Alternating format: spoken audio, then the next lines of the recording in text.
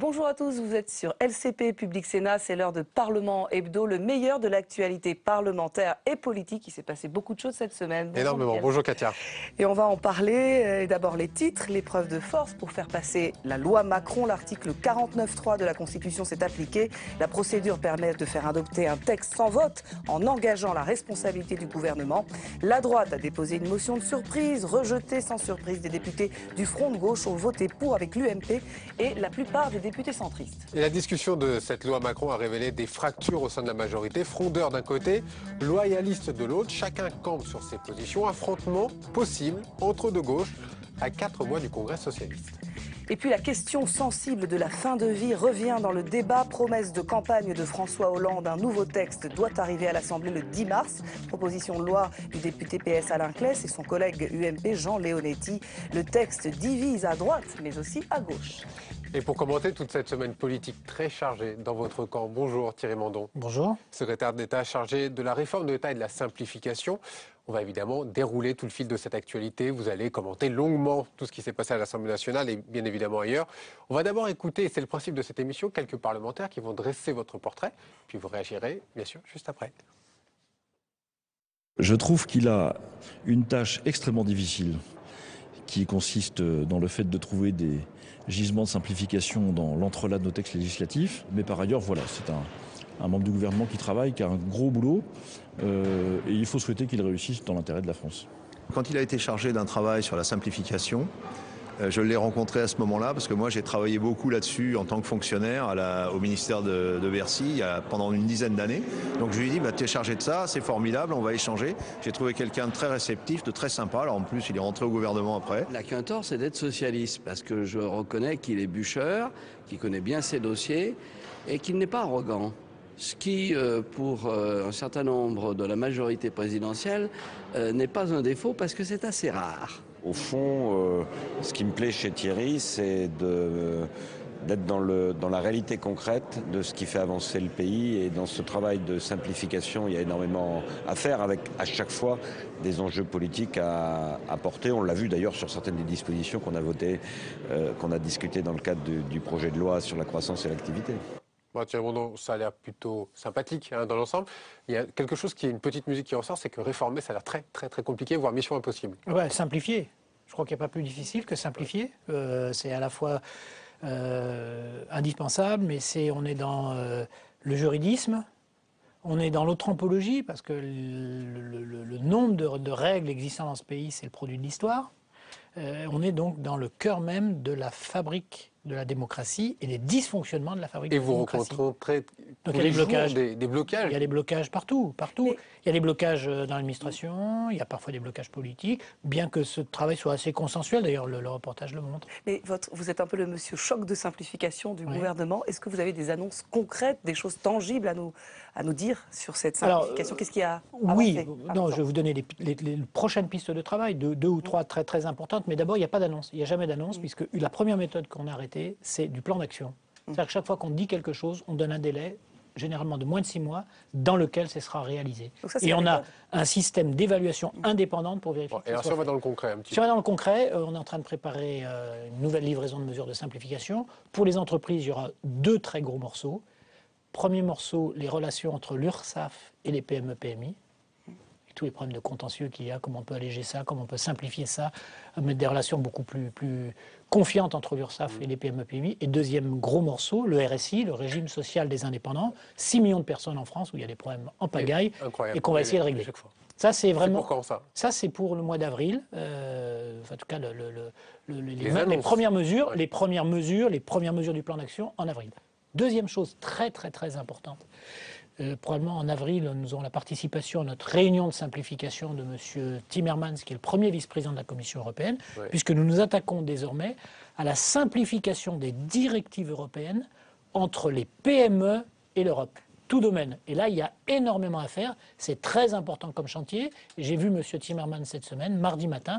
Il m'a dit que la position que la France a, d'ailleurs commune avec la position allemande, pourrait être la position de la Donc on va Commission européenne. simplifier les relations des petites et moyennes entreprises avec l'Europe, ce qui était une demande de toutes les chefs d'entreprise. Exactement, ça va même être très très bien, puisqu'il n'y aura plus aucune disposition de directive européenne qui concerne les PME-PMI qui ne sera pas testée sur des PME-PMI avant que d'être Encore une annonce concrète définitive. peut-être à nous donner? Voilà, bon non, je ne peux pas rentrer dans j'ai une le question détail, très mais précise. c'est des gros sujets, attention, hein, là on est sur plusieurs millions C'est d'entreprises. titanesque aussi. On a l'impression que c'est quand même les 12 travaux d'Hercule. Ouais, Mais vous êtes- oui, je ne sais pas si c'est les 12 travaux d'Hercule, En tout cas, c'est Sisyphe aussi parfois. Ah oui, Sisyphe. Mais vous On êtes pousse, confiant. ça redescend, redescend. et on continue à pousser, et en plus on est heureux de le faire. Et il y a un symbole quand même, c'est ce qu'on appelle l'ENA. Vous êtes en charge aussi de réformer, c'est l'École nationale de la haute administration, les énarques comme on les appelle. Qu'est-ce que ça devient l'ENA? On supprime, on arrête, on recommence, on change? c'est même ça va plus loin. C'est un que l'ENA. symbole. Je pense que le problème de notre administration, de notre fonction publique, j'allais dire de notre haute fonction publique, c'est qu'elle est trop haute et pas assez managériale. Or, l'État, la puissance publique, a maintenant besoin de gens qui pilotent le changement des organisations publiques, des administrations, qui soient des leaders d'équipe, qui soient des Qui animateurs, connaissent l'entreprise aussi. qui peut-être. connaissent l'entreprise, qui connaissent ces ressources-là, et sans que ce n'est pas des profils classiques comme on formait avant les hauts fonctionnaires, comme des gens très intelligents, très brillants, mais finalement qui n'étaient pas des chefs d'équipe. Il faut qu'on change un peu le contenu des formations pour avoir des gens qui soient plus des moteurs du changement dans Plus l'administration. proche du terrain. Allez, nous on a voulu sur tout le terrain, tout autre terrain. Et on revient sur une semaine marquée par le choc des attentats qui ont frappé le Danemark, c'est lundi.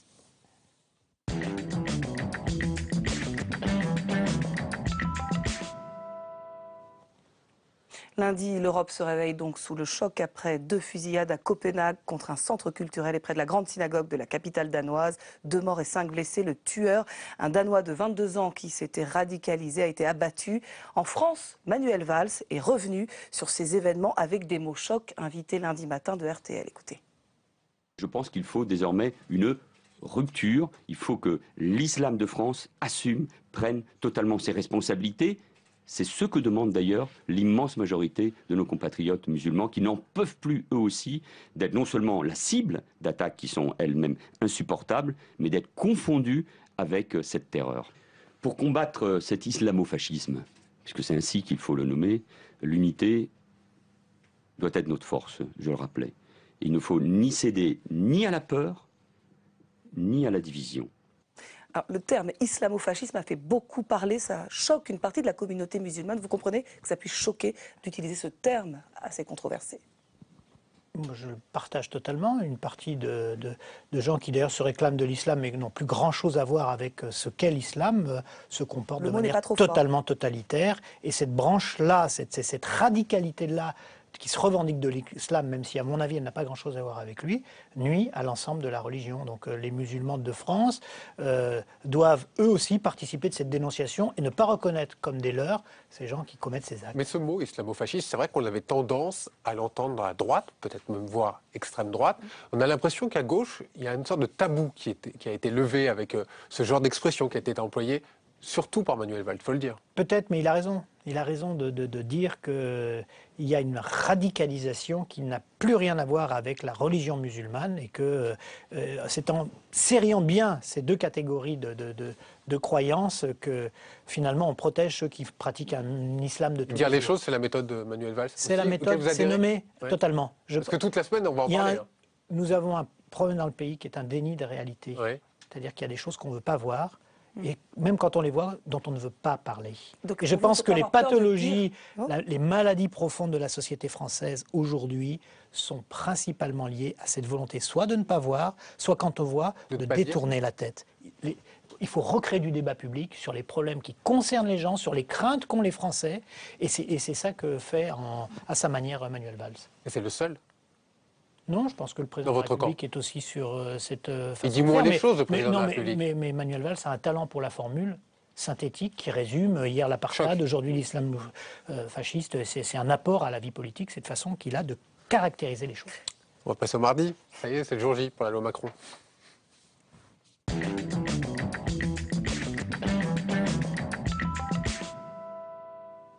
Et le gouvernement, il n'a pas voulu prendre de risque avec cette loi Macron. Elle ne sera pas soumise au vote de députés. Le Premier ministre a préféré utiliser une arme institutionnelle, auquel il a le droit, c'est le 49-3. Évidemment, ce recours n'a pas déclenché que des enthousiasmes à gauche comme à droite. On va d'abord écouter le Premier ministre et puis on fera des réactions juste après. Le Conseil des ministres qui s'est réuni aujourd'hui sous la présidence du chef de l'État à 14h30 m'a autorisé à engager la responsabilité du gouvernement sur le projet de loi croissance et activité, conformément à l'article 49, alinéa 3 de la Constitution.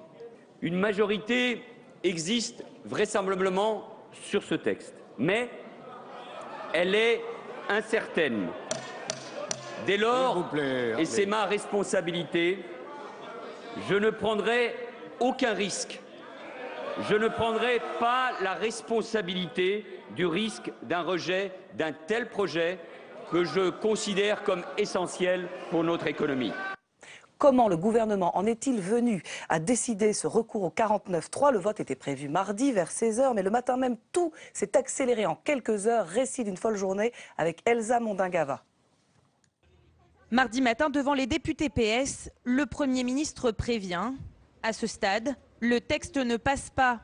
Dans ces conditions, le Premier ministre, chef de la majorité, en appelle à la responsabilité de son camp, de ses propres troupes. À ce moment, difficile de savoir s'il s'agit d'une réelle inquiétude ou d'une volonté de mettre la pression sur les frondeurs.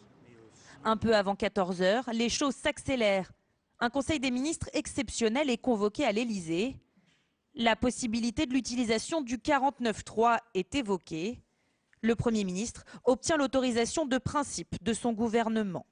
Un peu plus tard dans l'hémicycle, Manuel Valls sème le trouble. On comprend tour à tour qu'il est prêt à engager la responsabilité de son gouvernement. Moi, la seule chose que je vous dis, et vous le verrez dans quelques minutes, c'est que le gouvernement fera tout pour que cette loi passe, parce que cette loi, elle est utile pour le pays et pour la France. Puis il semble croire en un ultime sursaut de sa majorité. À ce stade, je veux le dire encore une fois, je pense que si chacun se ressaisit, si chacun prend bien conscience qu'il se joue quelque chose d'important et que nous sommes à un moment de vérité, ce texte peut passer dans cet hémicycle. En réalité, le Premier ministre et son ministre des Relations au Parlement essayent encore de rallier de précieux votes et se livrent à une comptabilité précise. Ça ne suffit pas, s'inquiète Jean-Marie Le Guen. Voter, c'est prendre le risque de voir la loi rejetée. Alors le Premier ministre conclut, donc tu n'es pas sûr, on va pouvoir engager tout de suite. À 16h15, Manuel Valls échange un dernier coup de fil avec François Hollande et obtient le feu vert du président de la République pour engager la responsabilité de son gouvernement. Voilà, alors plus de 190 heures de débat, une commission spéciale, un très bon travail parlementaire de l'avis de tous ceux qui ont travaillé sur ce texte. On a envie de dire tout ça, pour en arriver à l'utilisation du 49.3. Est-ce que vous n'avez pas le sentiment, Thierry Mandon, que le débat parlementaire a été un peu confisqué ? Si, cet épisode est un triste épisode pour la vie politique, puisqu'en fait, c'est une pièce en deux actes. Il y a un premier acte qui est magnifique, qui est une invention dans la Ve République d'une façon de faire la loi nouvelle, que Emmanuel Macron a piloté, avec des amendements, 1000 amendements votés, sur tous les bancs, acceptés sur tous les bancs. Comme vous l'avez dit, près de 200 heures de séance, enfin un travail de coproduction législative qui honore l'exécutif et le législatif, sur tous les bancs. Et comment ça se termine ? Et tous les articles, ça c'est le plus important pour comprendre la suite du film, sont votés. On dit cette loi n'a pas été votée. Tous les articles, un par un, ont tous été votés. Ça s'arrête le dimanche, à 6h du matin. Et puis, patatrac, entre le dimanche après-midi et le lundi, on découvre qu'il y a des gens qu'on n'avait jamais vus, ou quasiment rien, qui n'avaient même pas participé au débat parlementaire ou à peine, qui se disent, mais nous on sera contre, quoi qu'il arrive, ils ne savent même pas d'ailleurs... Des gens, vous dites, vous pensez à quelqu'un en particulier ? Oui, à gauche, à droite, parce que c'est valable, on parle des frondeurs chez nous, c'est assez vrai, on parle des Verts, c'est même mieux, Madame Duflot avait expliqué qu'elle ne voterait pas le texte, alors qu'il n'était même pas encore inscrit à l'Assemblée. Vous dites que c'est irresponsable ? Mais je ne dis pas que c'est de la vieille politique. C'est de la vieille politique. Oui, mais regardez comment ça se termine. C'est l'histoire d'une nouvelle façon de faire de la politique. On a le droit de ne pas être d'accord, mais on participe au débat, et on dit au débat, on n'est pas d'accord. Mais quand vous avez finalement un texte qui est adopté article par article, puis que d'un seul coup des gars débarquent et disent, ah ben non, nous on ne veut absolument pas de ça, excusez-moi, c'est le choc de nouvelles méthodes et de vieilles méthodes. Et pour une fois, mais probablement une des dernières fois, c'est la vieille politique qui l'a emporté. Vous verrez qu'il y aura deux victimes dans tout ça. Premièrement, et elle n'a pas besoin de ça, la scène politique dans son ensemble, parce que le spectacle est pitoyable. Mais deuxième, ça va laisser des traces. Ça va laisser des traces, à gauche, à droite, partout. Mais deuxièmement, ceux qui ont participé à cette vieille politique, qui incarnent cette vieille politique, qui incarnent l'incapacité à prendre en compte la qualité du travail législatif, ceux-là aussi, vous verrez qu'ils le paieront longtemps. Vous dites vous pensez à qui là? Parce que la vieille ceux et politique... celles, gauche à droite, tout le monde. Soyons clairs. Vous pensez à qui? Parce que là, vous visez aussi quand même une bonne partie de votre camp. Ben, une quarantaine de députés, par exemple. Je ne vais pas vous dire qu'on trouve fantastique la position, compris les entre guillemets frondeurs. Voilà. À la limite, ils ne sont pas d'accord. Perdants au final? Mais évidemment. Pourquoi? Parce que les Français veulent des partis politiques qui assument clairement, loyalement, la responsabilité de la direction du pays. Donc ils ne sont pas loyaux. Et ce qui s'est joué, notamment dans notre camp, c'est une rupture avec la culture de gouvernement. On peut n'être pas d'accord, y compris avec son propre gouvernement. Il n'y a aucun problème. Enfin, encore que. Mais il n'y a pas de problème. On s'abstient, on le fait à bas bruit, on se défend ses positions, et puis on dit, bon, la majorité a tranché. Très bien. Mais allez voter contre. Donc vous dites son propre gouvernement, prendre le risque de faire tomber son gouvernement, l'obliger à passer par le 49.3, ça manque un peu d'esprit de responsabilité. On va revenir évidemment sur ces frondeurs. Il y a eu des réactions à gauche, à droite, on va les entendre et on réagit juste après. Ils ont du mal à cacher leur satisfaction dans l'hémicycle, mais aussi dans les couloirs de l'Assemblée nationale. On ne voit que les députés frondeurs ont réussi leur pari, pousser le gouvernement à utiliser l'arme du 49.3. Moi, je n'ai pas l'intention d'affaiblir le gouvernement. Je pense que le gouvernement doit se ressaisir, il en a tout à fait les moyens. Je pense que c'est aussi un peu l'échec d'une méthode qui consiste à vouloir toujours passer en force, sans estimer nécessaire la discussion et le dialogue politique avec la partie de sa majorité qui n'adhère pas à l'orientation sociale libérale. Bon, à un moment donné, ça se traduit par un défaut de majorité, c'était prévisible. Une ligne de fracture au sein du Parti socialiste entre l'aile gauche et les soutiens du gouvernement autour de la loi Macron. Ce devait être la grande réforme de la seconde partie du quinquennat de François Hollande, mais la majorité socialiste s'est largement divisée. Certains proches de l'exécutif ne cachent pas leur amertume. C'est désespérant qu'il y en ait qui ne sentent pas ce que c'est qu'un gouvernement, qu'il faut être derrière et qu'il y a des moments où on se serre les coudes, sinon on meurt tous. Un certain nombre de membres du Parti socialiste, avec à leur tête Benoît Hamon, ont préféré la préparation du congrès du Parti socialiste à l'intérêt de la France, à l'intérêt de la nation, à l'intérêt de l'État. Face à des socialistes qui se déchirent, la droite, elle, ironise. Elle parle d'échec politique et d'aveu de faiblesse. Un aveu terrible d'impuissance. Voilà un gouvernement qui non seulement ne convainc pas les Français, mais qui n'est même plus capable de tenir sa majorité. Ça ne peut pas continuer. Une première depuis le début de la législature, le Front de gauche s'associera à la droite et votera la censure contre Manuel Valls. Il dénonce un passage en force du gouvernement. Thierry Mandand, je reprends juste un peu vos propos qui étaient là juste à l'instant. Vous parliez de tenants de vieille politique, on est d'accord. Qu'est-ce qu'on fait de ces tenants de la vieille politique? On va les appeler les frondeurs, pour faire assez large. Chasse aux sorcières? On les punit? Non. Non, je pense que la bonne réponse, si on croit au texte qu'on a fait adopter par le 49.3, et j'y crois, c'est d'abord de faire en sorte qu'il s'applique le plus vite possible. Qu'on invente une sorte de 49.3 de l'application du texte, pour que nous puissions apporter la preuve, et elle sera apportée, que les dispositions qui ont été votées, adoptées bientôt par le Sénat, hier par l'Assemblée nationale, créent de l'emploi, qu'elles sont utiles à l'économie et qu'elles n'enlèvent aucun droit salarié. Donc, je vous dis qu'il faut leur montrer, à tous ceux qui n'ont pas vu de ce texte, leur montrer la preuve qu'ils se trompent.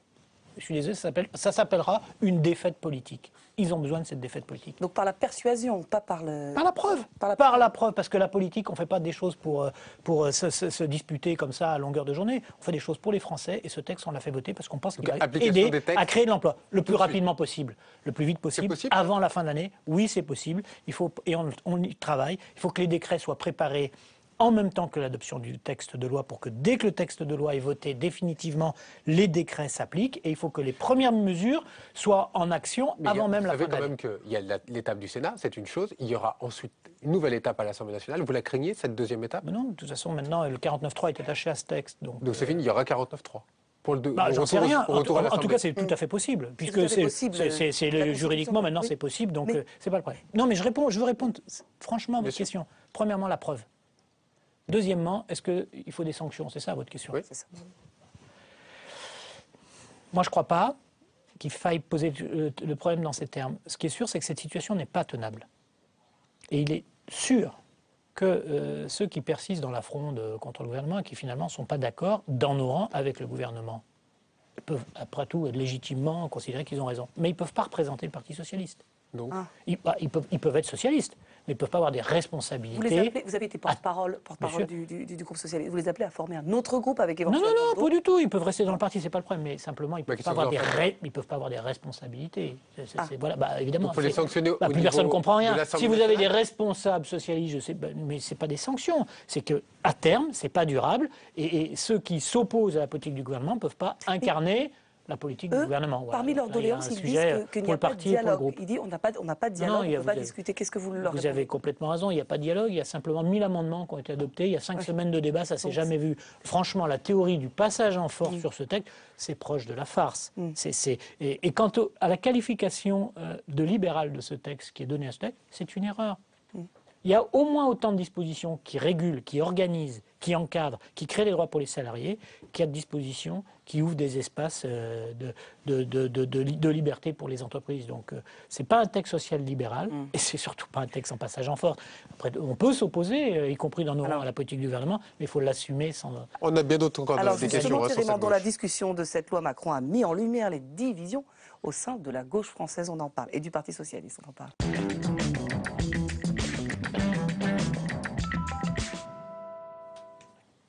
Y a-t-il d'un côté des sociaux-libéraux, de l'autre des frondeurs, des positions irréconciliables, deux idéologies? Récit de Jean-Baptiste Daoulas.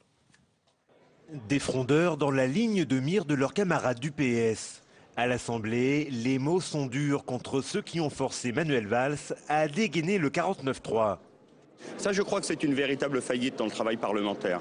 Quand le dogmatisme l'emporte sur la volonté de régler les difficultés au service des Français. Quand la préparation d'un congrès l'emporte sur la volonté de légiférer au bénéfice de l'intérêt général. Des frondeurs accusés d'être dans la posture d'instrumentaliser la loi Macron pour marquer des points à quelques mois du congrès du PS. La question du Congrès du Parti socialiste n'est pas au cœur de nos préoccupations. Et c'est une vision médiocre de ce que nous sommes que d'avancer cette idée-là. Nous avons des convictions et nous les défendons. Autre problème, celui du fonctionnement interne du groupe PS à l'Assemblée. Le dialogue entre députés est en panne. Certains ont refusé de donner leurs intentions de vote sur la loi Macron. Au point que le gouvernement a été incapable de faire un pointage précis.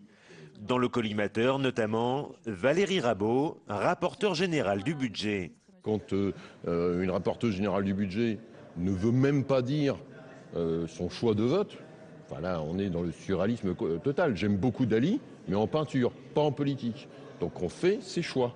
Donc on les assume devant ses camarades. Comme Philippe Doucet, beaucoup de députés demandent des sanctions pour les frondeurs, en les privant de toute responsabilité à l'Assemblée. Alors, vous avez dit à l'instant que la situation n'était pas tenable, notamment avec ces frondeurs. Est-ce que pour vous, Bruno Le Roux, qui est chef des députés socialistes à l'Assemblée, tient suffisamment bien ses troupes? Parce qu'on a vu qu'à droite, la discipline de vote a quand même bien fonctionné. Oui, enfin, elle a fonctionné. Il y a quand même un certain nombre de députés UMP qui allaient s'apprêter à voter le texte. Il l'avait dit, même publiquement. Donc, chacun a ses problèmes. Et je vais vous dire, tant mieux. Parce que le débat politique, où c'est vraiment militaire, la gauche est pour, la droite est contre, la droite est pour, la gauche est contre. Le Roux tient ses troupes ou pas? Oui, il les tient. Les frondeurs, il faut rappeler que c'est à peu près 10% du groupe. Il y a 90% du groupe qui n'a pas de problème avec les minorités. On les entend quand même beaucoup. Certes. Beaucoup. Mais ils ont une capacité d'expression et probablement ils suscitent l'intérêt des médias et c'est comme ça. Mais oui, il tient ses troupes. Oui, il tient ses troupes. En revanche, ce qui est sûr, c'est que durablement, la situation n'est pas tenable. Alors, une fois. Comment on la résout? Mais prenons l'exemple, moi j'ai pas on est gouvernement, c'est pas à nous de faire ça, c'est au groupe et au parti. Oui. Mais c'est vrai que quand on est cadre d'un groupe politique ou d'un parti politique, on doit exprimer sa position et elle fait sens pour l'ensemble des militants ou pour l'ensemble des élus.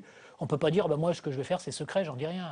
Le secret, c'est l'inverse de l'esprit. On prend l'exemple de Valérie Rabault, rapporteur général du budget. Si vous voulez, celui-là ou un autre. Mais en tout cas, voilà. Donc, il faut, pour l'instant, vraiment appeler à l'esprit de responsabilité et montrer ou dire à ceux et celles qui n'en font pas preuve que... Benoît Hamon, il fait preuve de responsabilité ou pas? Il n'est pas d'accord. Personnellement, je pense qu'il aurait dû manifester autrement son désaccord. Une abstention suffisait. Il vote contre parce que je pense qu'il y a en effet un congrès, il a probablement d'autres pensées que les simples pensées d'aider ou de se différencier du gouvernement. Mais vous avez le droit de ne pas être d'accord. Encore une fois, c'est pas tant le désaccord. Et vous parliez tout à l'heure, est-ce qu'il y a plusieurs gauches? Mais évidemment, on voit bien qu'au Parti socialiste, vous avez des gens qui considèrent, de mon point de vue à tort, que la politique qui est menée depuis 2 ans, c'est une politique d'austérité. Qui le disent urbi et torbi, si je peux dire, même s'ils sont plutôt laïcs. Bon, nous ne le pensons pas. Quand on fait plus de 4% de déficit budgétaire, quand on a 57% de dépenses publiques du PIB, c'est pas de l'austérité. Mais ils le pensent. On ne peut pas leur empêcher de le penser. Comment ça se termine avec Benoît Hamon au Congrès, ça? Parce que l'étape maintenant, c'est ça. C'est le Congrès en juin. C'est là où les choses c'est son problème à lui. Ah. Oui, c'est à lui de voir comment il veut se comporter, ce qu'il veut demander aux militants de soutenir ses positions. C'est, à mon avis, probable. Ou est-ce que, finalement, prenant en compte les conséquences de ce qu'il a fait, il se dit peut-être que, quand même, il faut que je trouve des manières plus polissées de faire entendre ma voix dans le dispositif socialiste, et c'est lui qu'il faudrait inviter la prochaine fois dans la mais question aussi, parce que le Congrès, il concerne tous les socialistes, visiblement, bien sûr. Normalement. Oui. Est-ce qu'il n'arrive pas peut-être un peu trop tôt, ce Congrès? Parce qu'on va se focaliser uniquement sur ces deux gauches, et ça va être un référendum pour ou contre l'action du gouvernement? Eh bien, écoutez, moi, je pense qu'il arrive absolument au bon moment, parce qu'on parle beaucoup d'une crise, y compris qui divise une partie des socialistes, qui est la crise économique et sociale.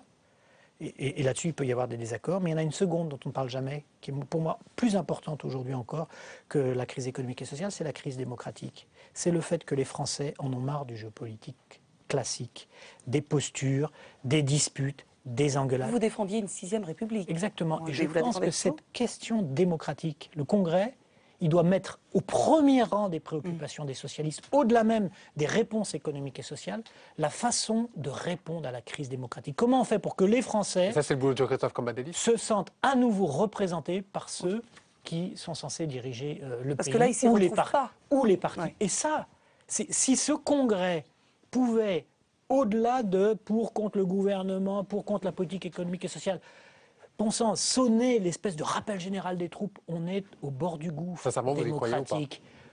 Les Français ne votent plus. Quand ils votent, la moitié d'entre eux votent Front National. Et ce qui se on passe est au n'est bord pas du de gouffre. nature à les rassurer, peut-être. Exactement. Il faut que le Congrès soit le Congrès du ressaisissement dans l'attitude pour répondre à la crise démocratique. On va passer au jeudi. Vous savez que quand il y a un 49-3, ce qui enchaîne en général, c'est une motion de censure.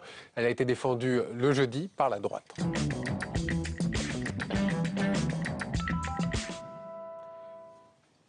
Motion de censure défendue par la droite, mais aussi par une partie des élus communistes. Le gouvernement, évidemment, n'est pas tombé, il n'y avait pas de majorité pour cela, mais le débat était quand même très agité. Rim Benhammer.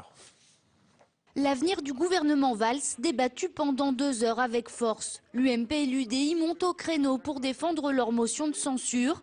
Ils ne ménagent pas leur charge contre le gouvernement. Vous êtes à la tête d'une majorité fragile, relative, qui vous oblige en permanence à marchander, pour ne pas dire à boursicoter, comme un président de conseil sous la 4e République.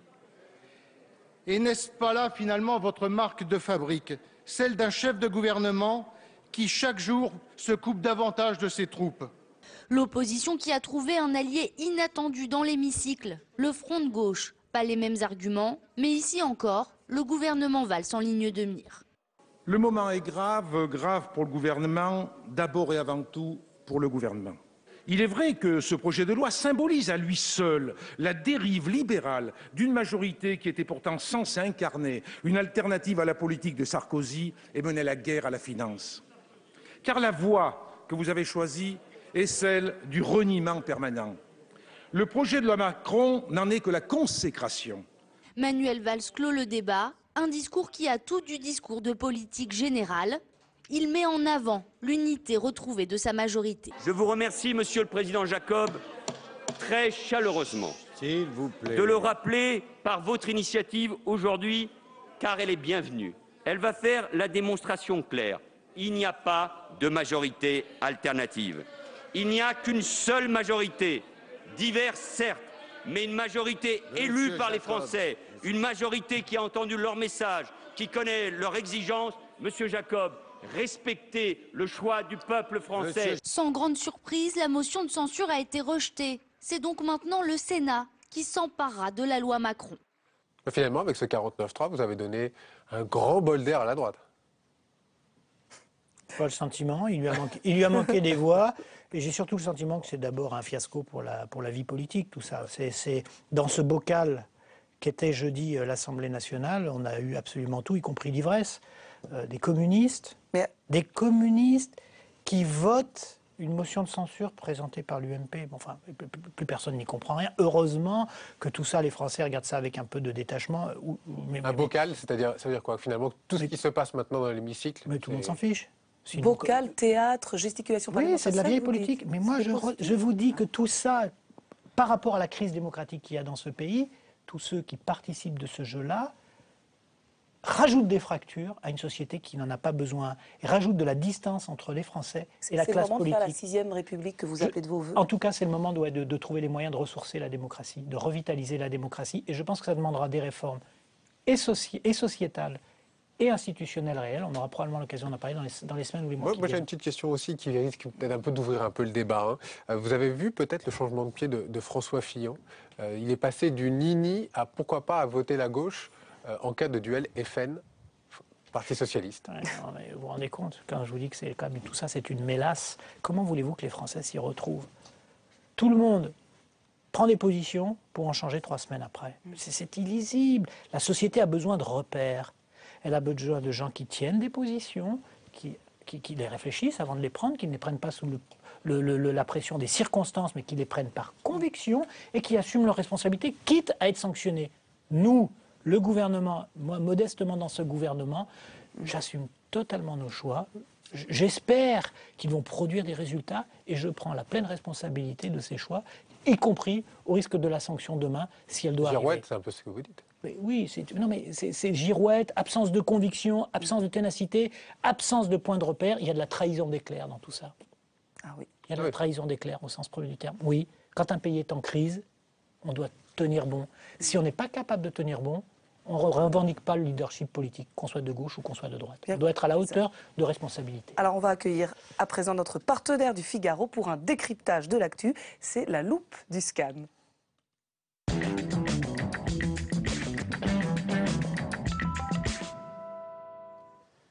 Et Jim Jarassé est dans la place. Bonjour. Bonjour Katia, bonjour Michael. Bonjour Jim. Et vous nous parlez de François Hollande et de l'article 49.3. Tout à fait. Bonjour Thierry Mandon. On va ouvrir ensemble, si vous le voulez bien, la boîte à archives. La première, elle date de 2006. Il s'agit d'une vidéo qui a beaucoup tourné sur Internet cette semaine. C'est celle de François Hollande aux 4 colonnes de l'Assemblée qui critique le recours de Dominique de Villepin au 49.3 pour faire passer le CPE. On l'écoute. Le 49.3 est une brutalité. Le 49.3 est un déni de démocratie. Le 49.3 est une manière de freiner ou d'empêcher le débat parlementaire, mais il va se poursuivre, ce débat parlementaire, d'une manière ou d'une autre. Alors, vous parliez il y a quelques minutes de crise politique, de crise démocratique et de vieille politique. Est-ce que le 49.3 a encore sa place dans un dispositif de politique moderne que vous défendez? Est-ce que c'est pas la vieille politique, justement, le 49.3? Ça se réfléchit.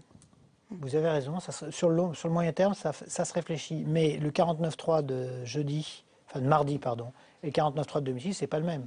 Le 49.3 de jeudi, il vient après 5 semaines de débat.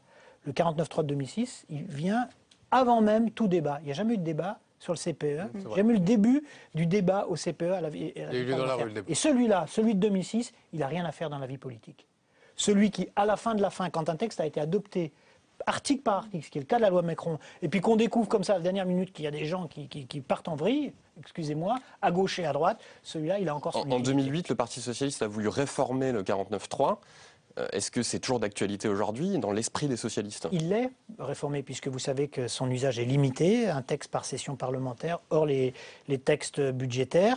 Est-ce qu'il faudrait aller plus loin? Est-ce qu'il faut aller plus loin? Je pense que ça fait partie des réflexions institutionnelles nécessaires, mais il y en a plein d'autres et elles marchent ensemble. On n'enlève pas, c'est pas parce qu'on a le 49.3 qu'on règle tout, au contraire. Mais en revanche, comment on fabrique des lois de meilleure qualité, des débats parlementaires plus vifs, des parties prenantes qui peuvent participer à cette fabrique de la loi, il y a beaucoup de sujets qui méritent une réflexion. Jim, on va aller sur une deuxième archive? Oui, tout à fait, ça date de novembre dernier, c'était à Public Sénat, sur le plateau de Preuve par 3. Vous avez qualifié d'indispensable l'organisation d'une primaire la plus large possible à gauche. On vous écoute. La primaire, pour moi, elle est indispensable. Pour quelle raison? Pas pour faire du tir au pigeon contre X ou Y ou pour écarter telle candidature, y compris celle du président, s'il réussissait son quinquennat qu'il voulait se représenter. Elle est indispensable parce que, particulièrement en 2017, ce que vous ne réglez pas dans une primaire, vous le retrouvez au premier tour de la présidentielle.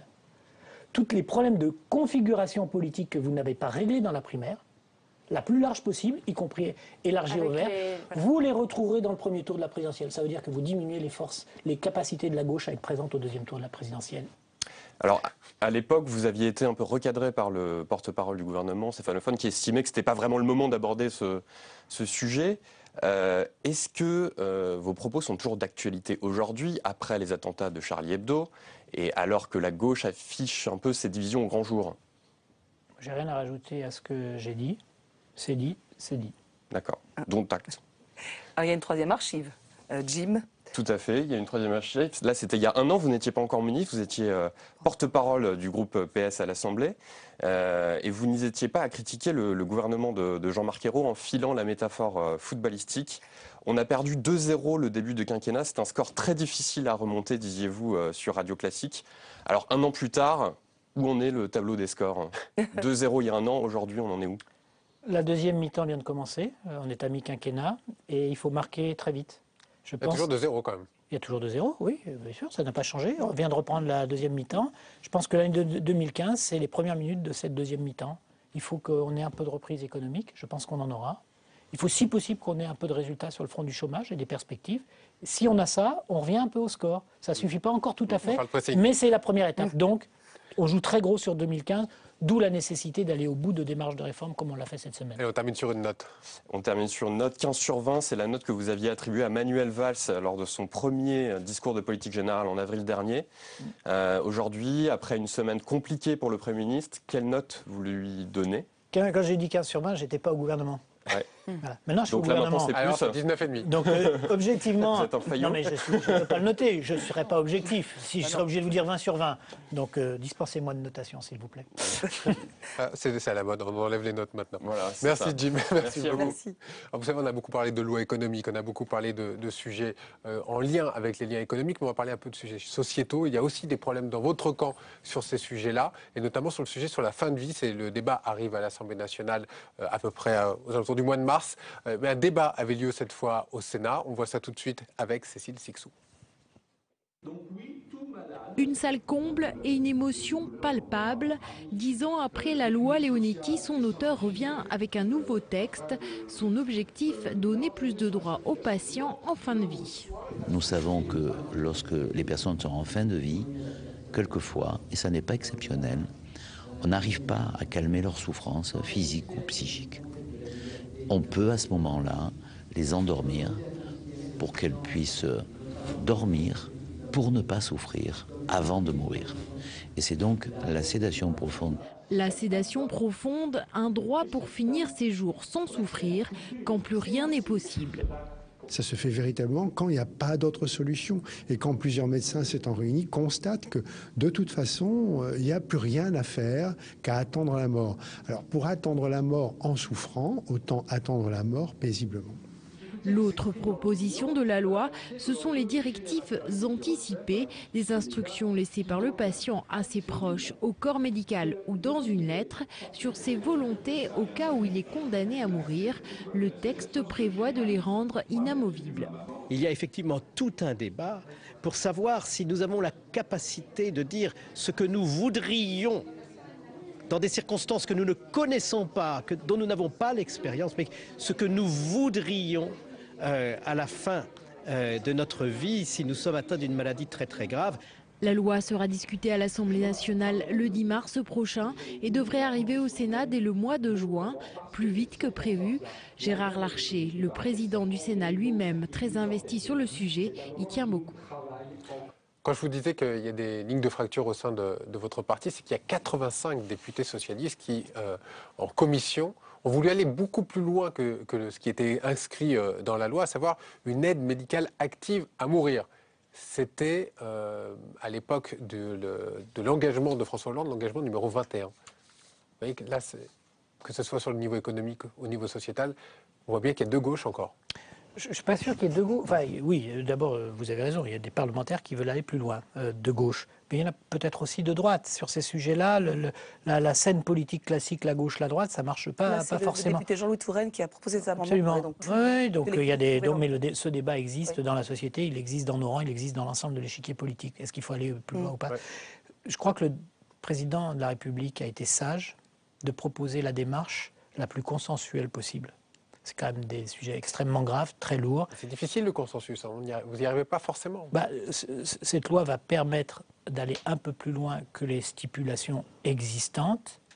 Elle a été précédée par une mission d'Alain Claes et de M. Leonetti qui ont rencontré énormément de Françaises et de Français, de situations.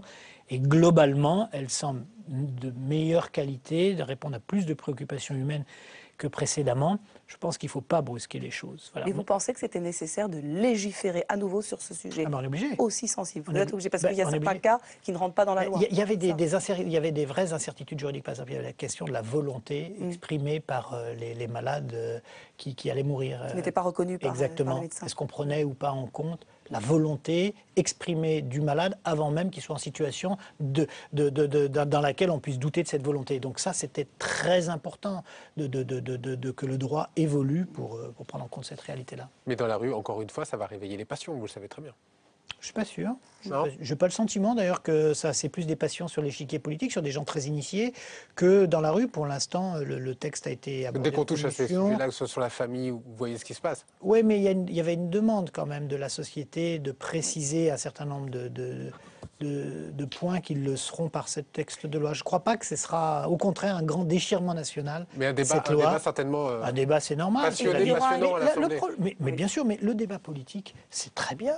Faut pas, la nouvelle politique, c'est pas une politique où tout le monde pense la même chose. Donc liberté de conscience et liberté de vote au sein, notamment au sein du groupe socialiste. Sur ce sujet-là, forcément. Mais c'est ce que je vous dis. Je pense même, moi, que le problème du bocal aujourd'hui, c'est qu'il y a une nouvelle politique qui émerge. Quand vous dites le bocal, vous faites référence à quoi exactement? À certains moments de la vie du Parlement, pas tous, où finalement, on a l'impression que ce qui se discute ne compte plus. La seule chose qui compte, c'est les positionnements politiques et partisans et un peu pavloviens d'une classe politique sur les sujets. Voilà. Pour moi, ça c'est le bocal. Le bocal, c'est finalement, il peut se passer n'importe quoi là. Nous, on est dans l'opposition, donc on s'oppose. C'est pas admissible pour vous? Non. Moi, c'est pas la conception que j'ai de la politique. Voilà. La politique, c'est on défend des convictions pour les Français, et on peut tout à fait être en désaccord, mais on défend ces convictions pour les Français, on ne défend pas des intérêts politiciens. C'est comme ça que je conçois les choses. Et le tout, c'est de sortir du bocal. Merci beaucoup Thierry Mandon d'avoir été notre invité. On vous laisse retourner à vos dossiers très lourds et très chargés. Et nous, on se retrouve la semaine prochaine. Bonne semaine à tous. Au revoir.